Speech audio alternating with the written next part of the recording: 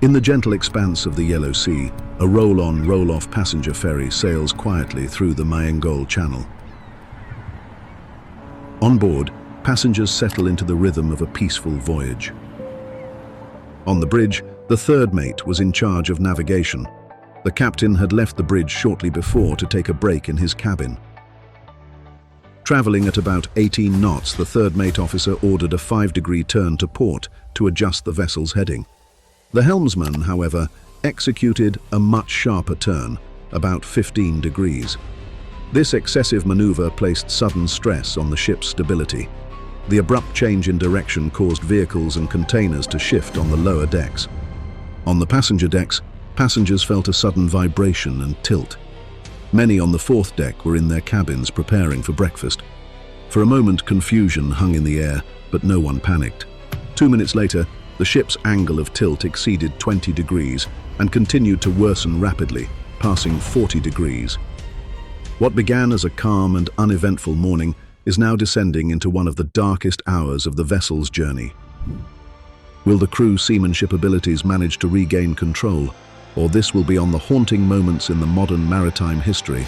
This is the story of MV Sewol.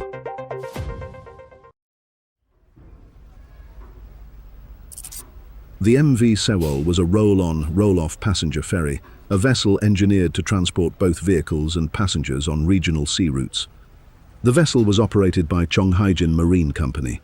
It was constructed in 1994 by Hayashikane Shipbuilding in Japan and originally named the Ferry Naminue.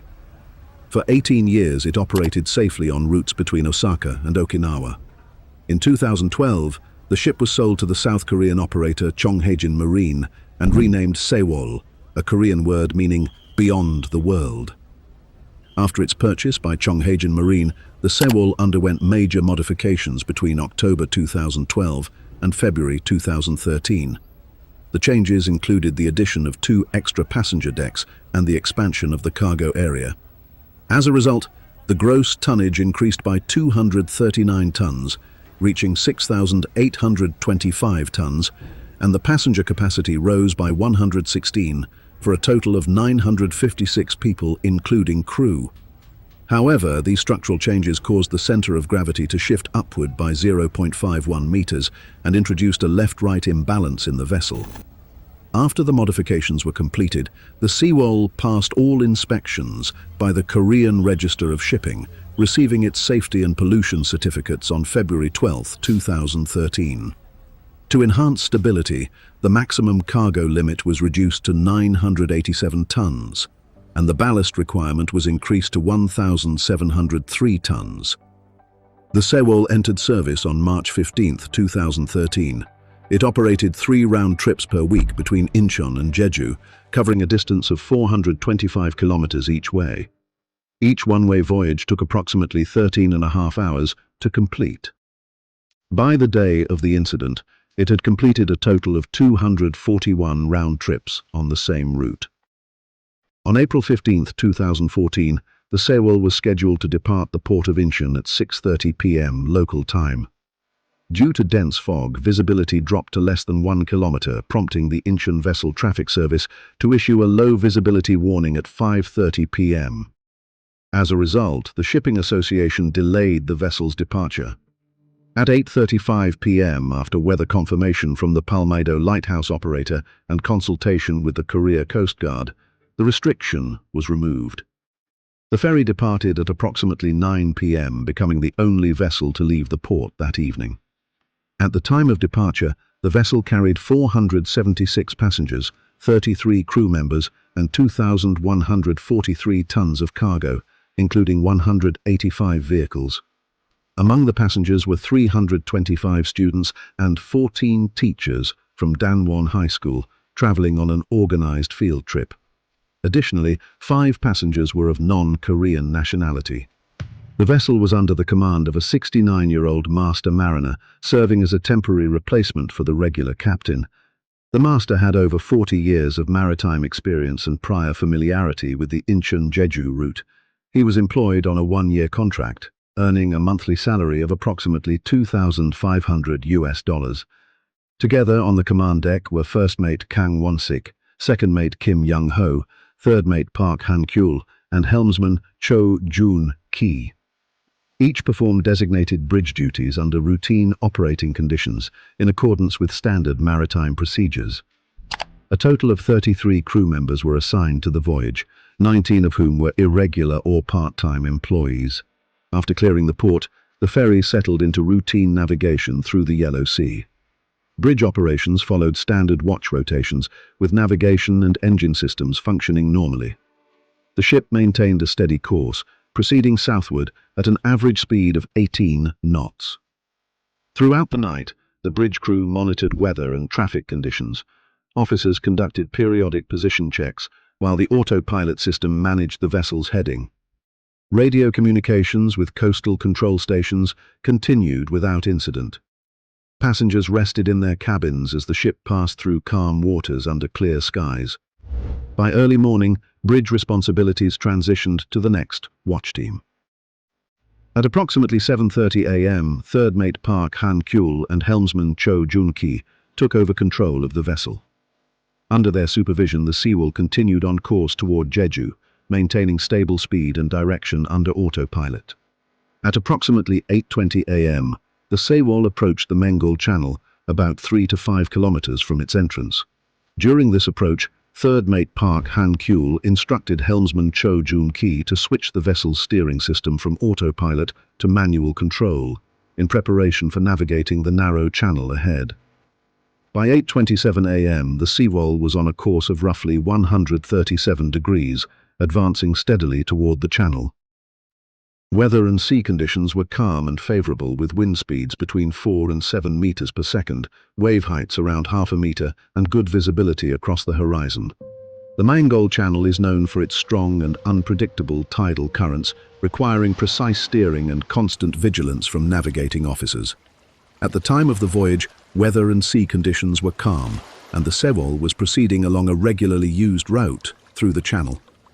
While certain areas of the channel contain rock formations and shallow waters, these hazards were located outside the ship's designated path and did not pose an immediate risk under normal navigation conditions. By 8:27 a.m., the vessel had entered the channel on a heading near 135 degrees. Park issued a command to alter course to 140 degrees, initiating a turn to starboard, right. Moments later, Park issued a further order to adjust the heading to 145 degrees. As Cho attempted to comply, the ship began to list to starboard. Park, perceiving an excessive turn to the right, issued a countermanding order to turn to port, left. Within less than a minute, the Sewol makes a 15-degree turn, the list becoming more pronounced. The cargo inside the lower decks shifts violently to one side, striking the walls and tearing free from its restraints. The impact sends false data to the ship's gyroscope, which now registers angular speeds of 15 degrees per second, then 14, and finally -11. The readings are chaotic, reflecting a vessel losing balance.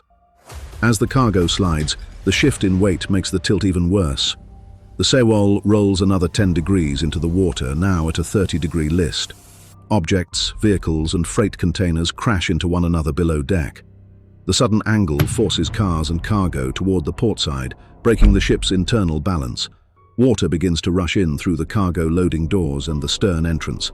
This marks the loss of all restoring force. The ship can no longer right itself. From his private cabin, Captain Lee feels the violent roll and immediately rushes to the bridge. Within moments, the command deck fills, the mates and helmsmen arriving one by one, their faces tense as they take in the situation. At the controls, helmsman Cho reacts quickly. He stops the engines, bringing the ship's power to a halt. Whether this action comes from an order or from his own judgment is unclear, but the effect is immediate. The rumble of the engines fades, leaving only the creak of metal and the sound of shifting cargo below. Then, in the midst of the confusion, Cho makes a critical call. He reaches the assistant engineer in the lower decks and gives the first direct command of the emergency to evacuate the engine room. At 8:52 a.m., a student passenger dials the national emergency number, reaching the Jeollanam-do fire station. Her voice is urgent. The ship is capsizing. The call is transferred to the Mokpo Coast Guard, and the conversation continues for 6 long minutes. At 8:55 a.m., the Sewol's bridge contacts the Jeju Vessel Traffic Service, reporting that the ship is rolling and in danger. A minute later, at 8:56, Jeju Vessel Traffic Service relays the message to the Jeju Coast Guard. By 8:58, the Mokpo Coast Guard also receives the distress call from the student and immediately dispatches a patrol vessel. During these moments, orders echo through the ship's intercom. Passengers are told to stay in their cabins, not to move. The communications officer repeats the same instruction again and again. The Sewol then begins direct communication with the Jindo Vessel Traffic Service, closer to its position. At 9:06 a.m., Jindo VTS attempts to contact the ferry. By 9:07, the connection is made and the crew confirms the ferry is capsizing. At 9:14, the crew reports that evacuation is impossible, the tilt too severe. 4 minutes later, at 9:18, they report the ship has now listed more than 50 degrees to port. At 9:23 a.m., Jindo VTS issues a direct order. Tell passengers to wear life jackets. The crew replies that the broadcasting system has failed. VTS insists, then instruct them in person. Tell them to wear life jackets and warm clothing. At 9:25 a.m., VTS urges the captain to decide quickly whether to abandon ship. The captain hesitates. He asks about rescue support. VTS responds, patrol boats are 10 minutes away and a helicopter will arrive in 1 minute. The captain answers quietly, there are too many passengers for the helicopter. Around 9:30 a.m., the captain finally gives the order to evacuate, but it is unclear if the command ever reaches all decks. Many passengers remain below, still following earlier instructions to stay put. At 9:33, with nearby ships now volunteering for rescue, VTS instructs all vessels in the area to launch lifeboats. 5 minutes later, at 9:38 a.m., all communications with the Sewol are lost. 3 minutes after all communication with the Sewol was lost, chaos erupted on deck. Between 150 to 160 passengers and crew jumped into the cold sea, desperate to escape the tilting ship. Some clung to floating debris, others were pulled under by the suction as the ferry continued to roll. By 11:18 a.m., the bow of the Sewol was the only part still visible above the surface. A section roughly 2 meters high, stretching 20 to 30 meters in length, remained exposed. At 9:35 a.m., the Korean Ministry of National Defense activated its counter-disaster headquarters. Just 5 minutes later, at 9:40 a.m., the Ministry of Oceans and Fisheries declared the incident the highest level of naval emergency, launching the Central Accident Response Headquarters. At the same time, the Ministry of Health and Welfare dispatched emergency vehicles and the first disaster medical support team to Jindo. By 11:28 a.m., the Korea Navy's Ship Salvage Unit, SSU, was deployed. At 2:42 p.m., 150 Special Forces personnel from the Republic of Korea Army Special Warfare Command, including 40 scuba divers, joined the mission. In total, 196 personnel were engaged, 82 from the SSU and 114 from the Naval Special Warfare Flotilla. At 3:07 p.m., the Gyeonggi Province Regional Government established its own prevention and countermeasures headquarters. After 5 p.m., SSU units began undersea operations. At 8 p.m., investigations of the ship's hull were halted. By 10:03 p.m., multiple military branches were fully involved. The Navy deployed personnel from the 3rd Fleet, along with a Dokdo-class amphibious assault ship, a Chungmugong-Yi Sun-Sin-class destroyer, and an Ulsan-class frigate. The Air Force provided aircraft support, including the Lockheed C-130 Hercules, Sikorsky HH-60 Pave Hawk, and HH-47 Chinook helicopters. Meanwhile, the Army contributed 150 special warfare soldiers and 11 ambulances to the ongoing rescue effort. On April 17th, a U.S. Navy Seahawk helicopter joined the search and rescue operations at the request of the South Korean Navy near the site where the Sewol had sunk. Later that day, civilian expert divers had joined the mission, and the total number of divers reached 555. On April 18th at 10:50 a.m., the Coast Guard began pumping air into the ship to sustain possible air pockets. Divers entered the capsized hull, reaching only the cargo deck, a move later deemed a failure by disaster officials. In April 18, 2014, just 2 days after the Sewol ferry sank, Kang Min-kyu, the 52-year-old vice principal of Danwon High School, was found dead by suicide. Kang had been rescued from the sinking vessel, but in the aftermath, he hanged himself near the gymnasium in Jindo, where families of missing students had gathered. He had been the organizer of the school's field trip, which placed hundreds of students and teachers aboard the Sewol. In a 2-page suicide note, later discovered in his wallet by police, Kang wrote, "Surviving alone is too painful when 200 lives are unaccounted for. I take full responsibility." The note concluded with a final request that his body be cremated and his ashes scattered over the site of the accident, that I might be a teacher in heaven to those kids whose bodies have not been found. Tragedy struck again on April 19th, when a Navy petty officer died from injuries sustained during the rescue. In May, 2 Undine marine divers lost their lives, one on May 6th, another on May 30th. Then, on July 17th, a firefighting helicopter returning from operations crashed near an apartment complex, killing all 5 officers aboard and injuring a high school student. The death toll stood at 294 as of 22 July 2014, with 10 missing. The date marked the recovery of the last cabin crew member. On March 22, 2017, the long-awaited salvage of the Sewol ferry began. The Shanghai Salvage Company, a Chinese consortium, was contracted by the South Korean government to raise the wreck lying on its port side, nearly 40 meters underwater. Rescuers drained diesel and oil, sealed every cabin, and built an underwater fence to contain debris. A massive crane tilted the ship 5 degrees upright, allowing 33 lifting beams to be placed beneath her hull. Water was pumped from the ballast tanks, and airbags were attached to increase buoyancy. Gradually, the cables and strand jacks lifted the Sewol to 13 meters below the surface before she was secured to a barge. The wreck was then towed and loaded onto the semi-submersible vessel Dockwise White Marlin and transported to Mokpo port. Once ashore, self-propelled modular transporters moved the Sewol to her final resting place at Mokpo Dock, marking a powerful moment of closure in one of South Korea's most tragic maritime disasters. By October 19, 2018, search operations for the Sewol ferry disaster finally came to an end. Despite years of recovery efforts, 5 victims remained unaccounted for. On December 13, 2022, upon extensive investigation, authorities concluded that the exact cause of the Sewol ferry sinking remains undetermined.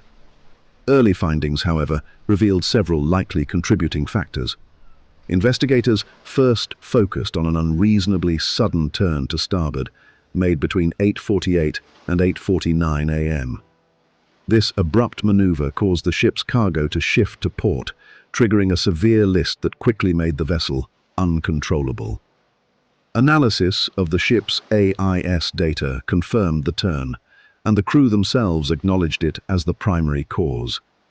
Further investigation revealed severe overloading and improperly secured cargo. On the day of the sinking, it is estimated that 2,215 tons of cargo were on board, including vehicles, heavy machinery, containers, and general goods. Despite warnings from the off-duty captain about the ship's instability, the owners allowed the overloading to continue.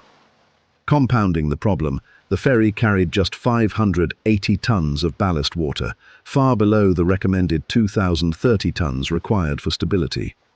To accommodate the excess cargo, crews had pumped out hundreds of tons of ballast water, raising the vessel's center of gravity and drastically reducing its resistance to capsizing. Reports from the Chosun Ilbo later cited this imbalance as a major contributing factor. Mechanical failure was another possibility. Some theorized that a stuck solenoid valve could have caused the sharp turn, but the Social Disasters Commission later concluded this was highly improbable. Although the investigation found deformation and damage to the hull, it could not confirm any external impact or other definitive cause. In the end, despite years of analysis and debate, the true cause of the Sewol ferry disaster remains unresolved. Following the Sewol ferry disaster, accountability quickly became the nation's demand. On April 19, 2014, Captain Lee Jun-seok was arrested, charged with negligence, violation of maritime law, and dereliction of duty. He had abandoned the ship, while hundreds of passengers remained trapped inside a direct breach of maritime law, which requires captains to remain aboard during emergencies. That same day, a helmsman and the third mate were also detained for negligence and manslaughter. In November 2014, the court found Lee guilty of negligence, sentencing him to 36 years in prison, not for murder, but for failing his duty. But justice continued to evolve. After appeals on April 28, 2015, the High Court increased Captain Lee's sentence to life imprisonment, redefining his crime as murder. Sentences for 14 other crew members were reduced, acknowledging their subordinate roles. Chief Engineer Park's murder conviction was overturned, legal proceedings expanded further. On May 8, Kim Han-sik, CEO of Chonghaejin Marine Company, was arrested and charged with causing death by negligence. Kim Han-sik was found guilty of negligence and sentenced to 10 years in prison, alongside other Chonghaejin employees and a shipping association official. The Ministry of Oceans and Fisheries revoked Chonghaejin's ferry license for the Incheon-Jeju route.